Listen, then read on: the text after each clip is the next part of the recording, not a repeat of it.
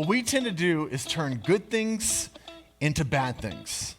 We have this really bad tendency to turn good things into bad things. For example, his next verse is about baptism. He's like, what is the point of being baptized? Is it really a matter of who's baptizing you? Do you think that's the point? No, baptism is a public confession of your faith of who Jesus Christ is in you. Who does it really doesn't matter. And now you've turned it into this competition of I was baptized by, and they would say who they're baptized by, as if anyone actually cares about that. We have to be very careful in the area of missing the point.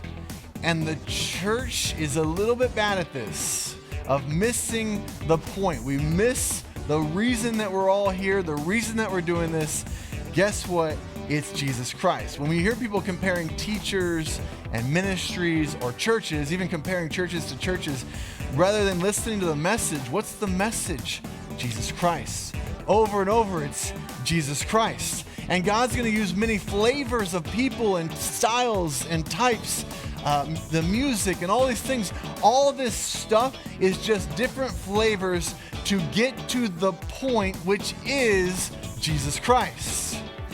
How many times do we hear people complain about just people serving in the church, saying, I don't like the way they do this, or I don't like that, this should be done like this, and so on and so forth. I know it's not here, but most places, they're lacking this humility of appreciation. Somebody's serving, let's love that, let's enjoy that, let's encourage it. And then if there's something that we see that can be added on to, jump in and do it. God has a myriad of ways for all of us to do this together, and the point is Jesus Christ. Now, Paul's talking to Corinth, but this message continues today, and we have to personalize it. Where do you need to grow more thankful? Personalize it. You know, I'm not going to tell you. If you need my help, let me know. Where do you need to be more encouraging, less judgmental, less competitive when it comes to God things? I hate that. It's so frustrating when we talk in a competition manner when it comes to church. It's not supposed to be that way. Paul was very frustrated by this, and so he's addressing it head on, saying the point is Jesus. I don't even remember who I baptized. That's the next verses. I don't know. I think I did this one family, but who cares? That's how it sounds in these verses. At the end of chapter 1, he says, I'll destroy the wisdom of the wise, the intelligence of the intelligent I will frustrate.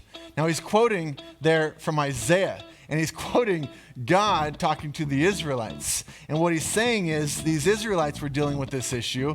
We're dealing with the same issue, and the future church, us, also will be dealing with this issue. Think about scientists. I love when scientists will talk about how incredible the world is and how awesome our earth is and nature. And then they'll talk about the universe. And we're now sending a new satellite up in the air, or telescope to see, or I don't think it's called a telescope, but whatever it's called, to see more of the universe. And they're so amazed by it. And you talk about it over and over, and I'm like, yeah, you're absolutely right. It is incredible. And then they'll tell us the evolution over millions and millions of years of how it formed. And you're like, are you serious? After everything you just told us and how amazing it is, you don't see the hand of God in all of that? So, good, we're getting into this. You guys are a little different than my last service. Here is what the Bible tells us, and here's what we've learned about our world.